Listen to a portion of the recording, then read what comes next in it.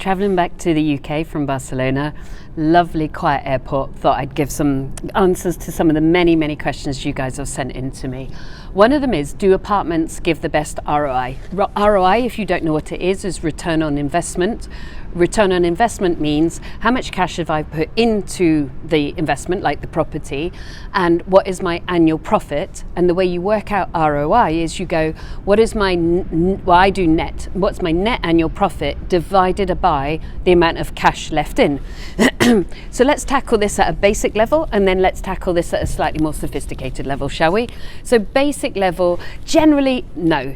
Because I think the basic question is, will I make the most amount of money with apartments or with flats? And the reality is almost certainly no. You've got a single let. So my apartments, I've got quite a lot of apartments. I'm renting them out at like $895 for singles, $950 for singles. I'm in Bristol, by the way, guys. When there's 2 bedrooms, it's 110. So 1,100, 1,200, 1,400 in a really good location. So they're okay. They're pretty okay rental, but they're okay. Whereas, for example, my student lets, my multi-lets are being rented out at like 2,700, 3,200, 3,300. So you're almost kind of doubling or possibly tripling the actual income coming in from a property, but it isn't usually double or triple the amount of money that you've had to buy it with, as in the total cost. So usually you don't make as much profit on flats, on apartments. So that's the base level question. The pluses to apartments are people stay there, excuse me, so sorry, not COVID. People stay there usually for quite a long time. Like basically, whether it's houses or flats, if there's a single let, if it's one family or one set of couple or one single person, they usually stay there for a long time. So the efficiency in terms of your time and cost is really simple, because you just got people living there for years. They make it their home. They tend to take, I mean, not always, but they tend to take good care. I don't keep people who don't take care of my houses. I won't have them staying. So they tend to take good care of the houses because they feel like it's their own home. So the plus is your time efficiency, but maybe not your money efficiency. Now let's come on to the slightly more sophisticated response, which is, do apartments give the best ROI? Well, it depends. It depends on how you've bought them and how much cash left in if you want a real ROI, return on your capital invested. So the answer can be yes. I have many apartments where I have 0 initial capital left in, meaning all money back out, meaning no money left in, meaning 100% out, meaning infinite return on investment, meaning amazing. Yeah. So it depends how you buy it. If you've bought it at full price, you've got a lump of cash left in, you're not making enormous rent, you don't have amazing ROI. And a typical estate agent will say to you that a 5% return is good. No way. That's a yield. So yield is annual rent divided by purchase price. I want you minimum doing 10% and really 15, 20, 22%. Yeah. So you got to work for those deals. You got to learn about deal sourcing. But if you buy those apartments discounted, and one really nice tip, depending on how much money you've got to play with, is not to buy one apartment at a time, because also then you've got kind of the other cost you've got often on apartments is you're then paying a freeholder's service charge or management service charge if you're a leasehold and there's a freeholder. So you could be dribbling away extra cash when you're paying service charges every month, whereas on your own houses you're not paying any service charges because you own them freehold.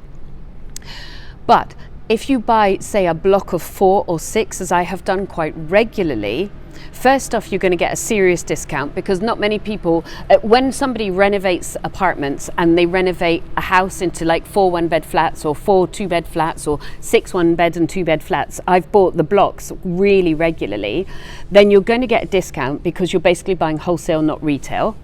And you're probably likely to be able to form your own management company because nobody else is the freeholder. You're probably going to buy the freehold in one entity and buy the leasehold of the flats in another entity. So you then aren't you're not being skimmed off for management charges. And at that point, you've bought super discounted, oh my goodness, your infinite return on investment. So to give you an example, I've got a set of 4 flats, 3 1-beds and 1 2-bed. The 1-beds are now worth probably, the smallest one, the basement, is 150. The other ones I've assessed at 175. And by the way, I'm being very cautious. And the 2-bed at 250. And again, I'm being super cautious. Well, I bought them only about 6 years ago, and I bought them discounted. The 1-beds were 82.5. So they've gone up from 82.5 to 150 and 175. And the 2-bed, I forget the exact figures, so please do forgive me, but around the 100-ish mark, something like that. The whole lot was like 400 odd grand. Yeah. And now it's, add it up, 150, 175, 175 and 250. So that's 400. Yeah. So it's increased by 350 grand. Now I bought them discounted, so it's not just capital growth, but also I've had capital growth. So if I pulled all my cash out, then I would be having infinite return on investment. You still with me?